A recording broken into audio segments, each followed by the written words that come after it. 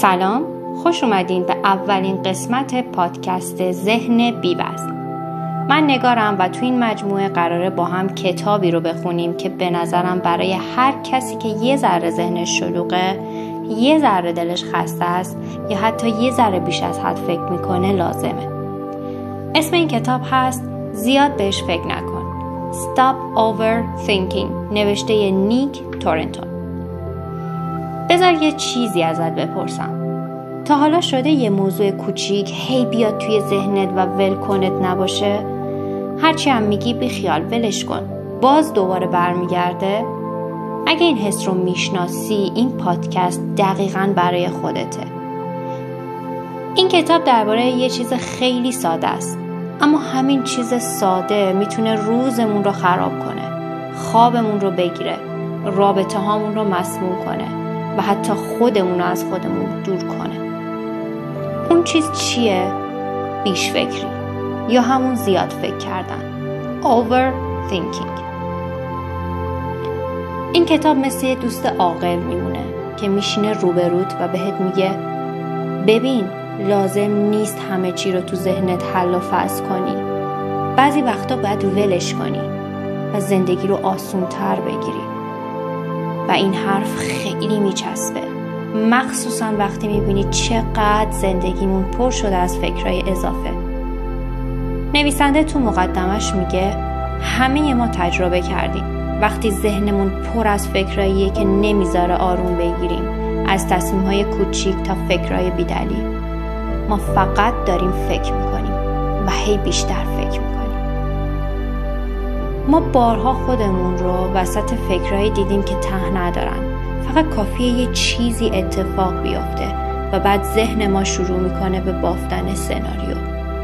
و نکته دقیقاً اینجاست، خیلی وقتا واقعاً اتفاق خاصی نیفتاده.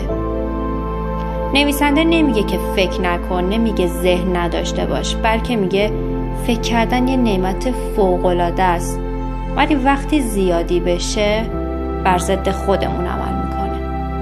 و این کتاب دقیقاً قراره بهت کمک کنه که از این چرخه بیای بیرون. قراره بهمون یاد بده که چطوری وقتی ذهنمون شروع میکنه به شلوغ کاری بتونیم یک قدم به عقب برگردیم و بگیم صبر کن، من انتخاب میکنم که چقدر بهش فکر کنم. اگه بخوام یک کوچولو در مورد نویسنده کتاب برات توضیح بدم، نیک تورنتون کسیه که سالها روی موضوع مدیریت استرس و آرامش ذهنی کار کرده و جالبه بدونی خودش هم این مشکل رو داشته. یعنی دقیقاً میفهمه تو ذهن آدمی که زیاد فکر میکنه چی میگذره. و خب این باعث شده که وقتی حرف میزنه حس کنی داره از تجربه واقعی خودش میگه، نه فقط صرفاً از روی کتاب‌ها و تحقیق‌ها. راستشو بخوای من این کتاب رو انتخاب کردم چون خودمم خیلی توی این تله میافتم و فکر کردم شاید شما هم همین حس رو داشته باشید. اینجا میخوام این مسیر رو با هم بریم. کتاب خیلی سبک و ساده است. تو هر فصل یه تکنیک، یه تمرین یا یه دیدگاه جدید بهمون میده. و نکته قشنگش اینه که تو لازم نیست همش رو یه دفعه یاد بگیری. فقط کافیه تو هر قدم یه چیز کوچیک رو با خودت ببری. تو این مسیر همه با هم جلو میریم. هر قسمت یه فصل، هر فصل یه آگاهی و هر آگاهی یه قدم برای ذهنی سبکتر. مرسی که قسمت 0 رو گوش کردی. تو قسمت بعد با فصل اول شروع میکنیم. فقط زیاده اندیشی است. پس اگه میخوای ذهنت سبکتر بشه و با افکارت مهربونتر رفتار کنی، با من همراه شو و یادت نره گاهی فقط کافیه یه فکر رو رها کنی، نه اینکه حلش کنی. تا اپیزود بعدی، خدا نگهدار.